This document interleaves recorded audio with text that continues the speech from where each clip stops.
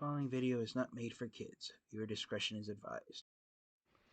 Hello to my subscribers. This is the TFangi coming to you with what will hopefully be a successful review as I adjust my camera here a bit.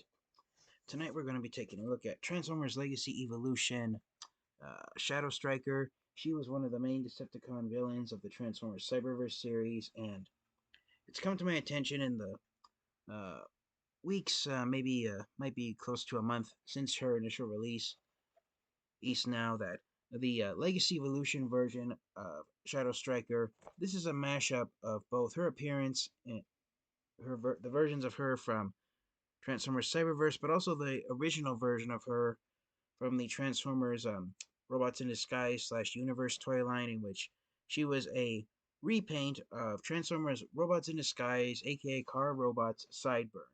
So for those of you who are familiar with Sideburn and the Car Robots franchise, you might think that Shadow Striker looks like she has almost the same chest as Sideburn does, and that was intentionally done by the designers at Hasbro and Takara Tomy, because the original Shadow Striker action figure, it was a very dark purple repaint of Sideburn.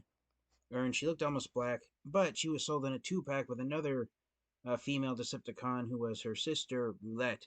So whether or not Shadow Striker is going to be repainted into Roulette is uncertain at this point, but if we do get a Roulette at a figure from this mold, oh, then I'd buy it in an instant. But yeah, Shadow Striker, like her robot mode more than her alt mode. Is based on her robots in disguise appearance, but then her alt mode, along with her mostly purple, Decepticon purple paint job, I should say, is based on the version of her from Transformers Cyberverse. So there she is in her robot mode. Her vehicle mode, there's a close up of her face and some her robot mode on the box art. Art got half of the poster image for Legacy Evolution on this side of the box. Right here at the back, you got the product photos, robot mode, alt mode. She transforms from a Decepticon into a purple sports car. She transforms back and forth between both modes in just 18 steps. And the Evo Fusion gimmick, you basically take her backpack section, I believe it is, and attach it to her laser gun.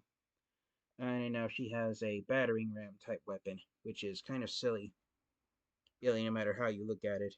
But yeah, that is the Transformers Legacy Evolution version of Shadow Striker. I think there might have been, I know there was definitely one, there might have been 2 action figures of Shadow Striker released in the Transformers Cyberverse line. But I did not get any of those figures because they were mostly gimmick-based figures, and so this has become the first and only action figure of Shadow Striker that I have in my Transformers collection, so that's why she was a must-have for me. One way to tell that this is a mashup of her Robots in Disguise and Cyberverse versions of her is that the original Robots in Disguise version of Shadow Striker was a straight up repaint of Sideburn, so her head sculpt is clearly based on her Cyberverse counterpart. Art, while the chest is an homage to her original figure, which was a repaint of Sideburn. It has been confirmed that this figure is going to be repainted and retooled into Sideburn, so opposite of what the original figures were, where Shadow Striker was the repaint of Sideburn.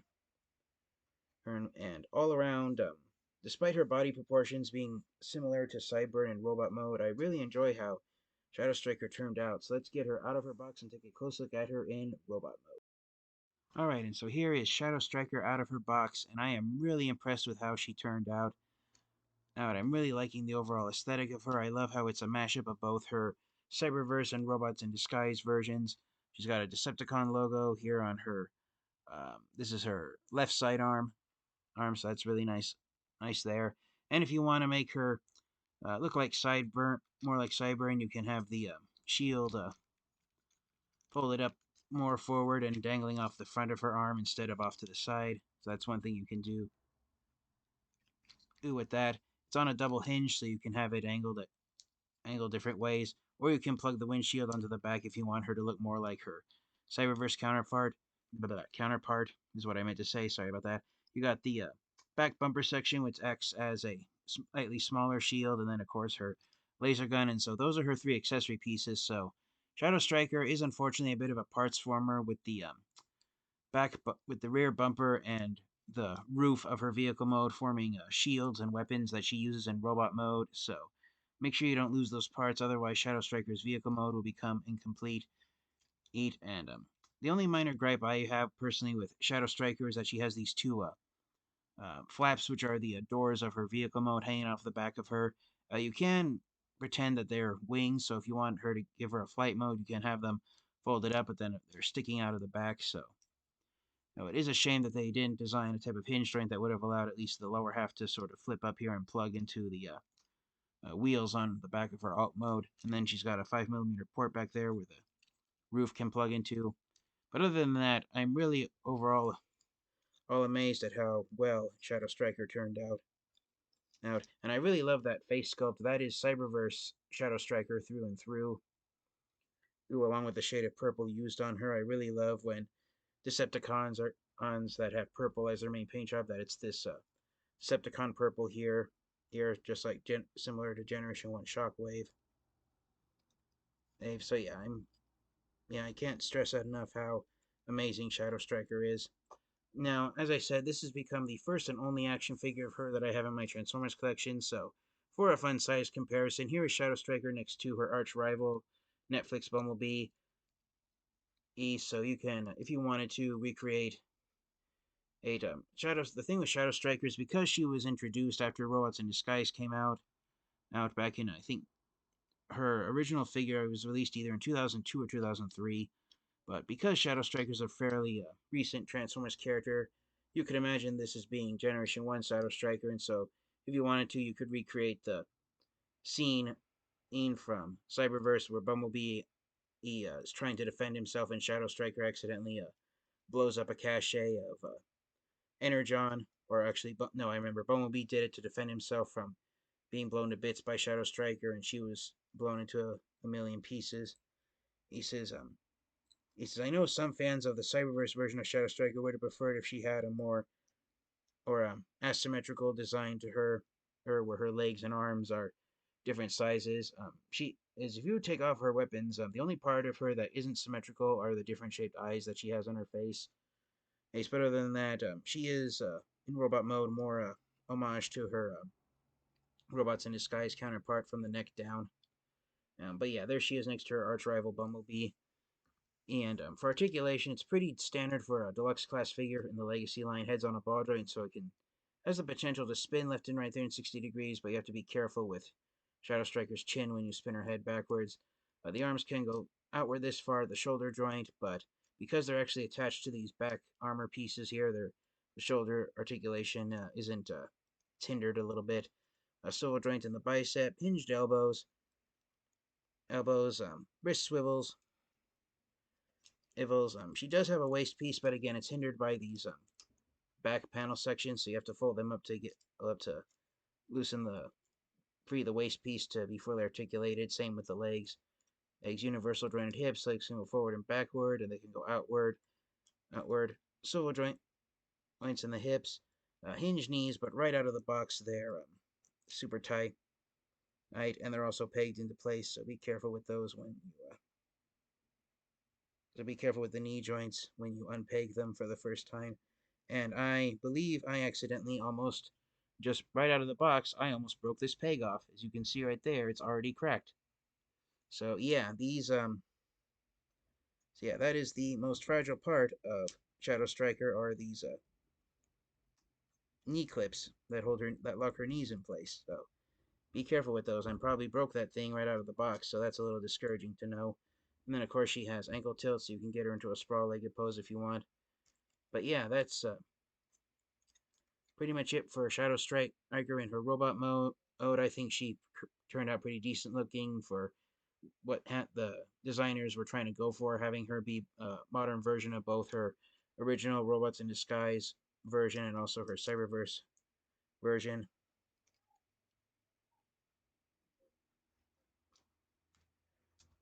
So without further delay, let's get Shadow Striker transformed into her alt mode and wrap up the review.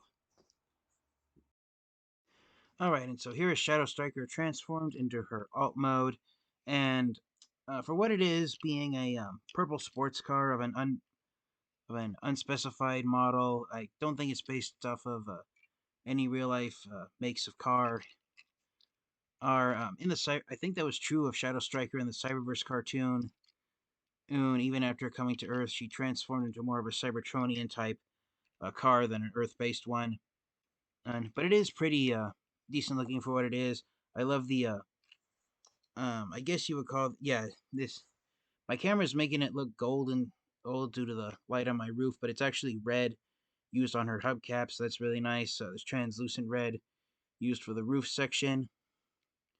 I will say this, when I was transforming Shadow Striker, it was a pain having to transform the front bumper section. And that's because right here on the her robot mode thighs, there's two pegs right here that you have to peg into place here in this middle section. But then at the same time, you need to peg the feet here on the back at the same time, and the side panels, while they don't necessarily get in the way, when you're adjusting her legs, as you can see right there, her robot mode hips sit inside the front bumper section, so you're trying to get her legs lined up in 3 different angles at the exact same time. So yeah, her transformation has been more of a pain than most of the other deluxe class transformers I reviewed so far, but other than that, she does roll fairly well. I don't think she has a Decepticon logo in her alt mode. The only one she has is the one on her arm. But overall, I do really enjoy this vehicle mode. I don't think you flip her head around when you transform her, so she stares up at you through the windshield of her vehicle mode. But to be honest, I watched Transformers Cyberverse when it was airing, and Shadow Striker made herself out to be as sinister a Decepticon as Shockwave, Soundwave, and Megatron were. So I'm just really thrilled with how this figure turned out. There is only a hair. Will acknowledge there is only a hairline of clearance between the tires and the rest of the underside of Shadow Striker's alt mode. So using her own box, she can roll fairly well on flat surfaces, but there's no way she's going to go off-roading anytime soon. So she can't. There's no way she's gonna be able to drive on anything that isn't a completely flat surface without bumping into things. On her instruction sheet, it shows that the only place to store her black laser gun right there on her instructions, it says the only place to store the laser gun is just plugging it on the roof of her alt mode when you get her transformed into car mode. But I noticed that there is a gap inside, and if you can hear some rattling right in there, that's not her tires. Let me see if I can grab her by the wheels and prevent them from spinning. Yeah, you hear that little rattling sound? So there is, hopefully I can lift the roof up without popping it off. This roof section, it's on a tiny hinge, and so it can pop off if you handle it a little too roughly.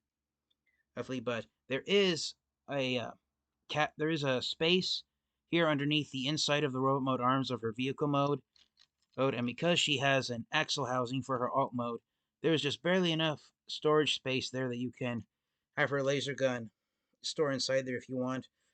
There's no pegs to actually peg it in place. It's just old-fashioned friction holding it there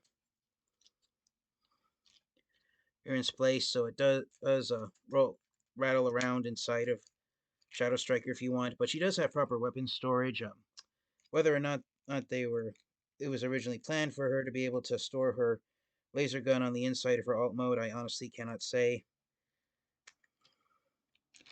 Because there were some it did look like there were some sculpted pegs in there designed to hold her laser gun in place, but it looks like it might have been abandoned halfway through production. But regardless, I'm glad there is some weapon storage there, and it's not a case of just plugging the laser gun on the roof of the vehicle mode and calling it a day. So she is more of a, even though the front of her vehicle mode makes her look more like a Cybertronian car than an Earth-based one, she ironically can pull off being a robot in disguise much more effectively than other Transformers figures whose weapons are stored either on the sides or roof of their vehicle mode. So I do find that ironic that the Transformers action figure who has a Cybertronian car is able to have proper weapon storage and be more of a robot in disguise than more Earth-based looking Transformer vehicles do. And for one last nice comparison, here is Shadow Striker again with her arch rival. Here's Netflix Bumblebee. And so she is a Netflix Bumblebee is one of the smaller sized deluxe class Transformers figures. So Shadow Striker is a average sized deluxe class Transformer.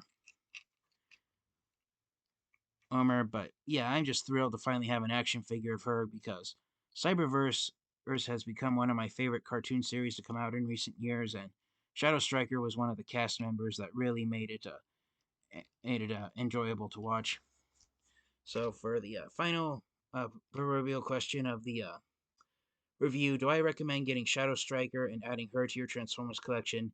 Absolutely. You cannot go wrong having Shadow Striker in your Transformers collection. Part of her transformation can be a bit of a pain, and I almost broke one of the pegs on her, or right out of the box. But apart from those little flaws, I still cannot stress enough how much of a must-have figure Shadow Striker is. Again, and one of the main reasons for that is because as her original Cyberverse action figures were more gimmick-based Transformers figures, and they weren't necessarily cartoon accurate to her appearance in Transformers Cyberverse. So even though this legacy figure of her is a mashup of her original Robots in Disguise and Cyberverse figure, it is a better looking and better proportioned figure than the original Cyberverse ones that she got a few years ago. Thank you guys all so much for watching. This has been the TFangy, and it's next time, you guys. Stay safe, stay healthy, transform and roll out. Goodbye, everyone.